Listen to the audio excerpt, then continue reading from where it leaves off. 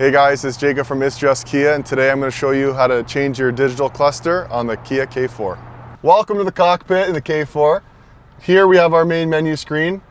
Swipe over to the right, we get to our setup, we get to our screen layout.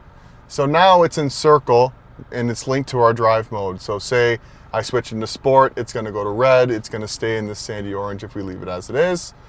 To switch the actual colors, we hit style A for the sandy, style B for that teal green, one of my favorites, and then style C for that mean looking red. That is standard circle. If you want to switch it over to the simple mode, you click simple.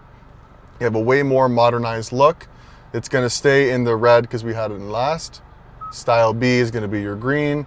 Style A is going to go back to your sandy orange, and then you can also just go back to the link for the drive modes that you're currently driving. Subscribe for more tips and tricks, baby. Woo!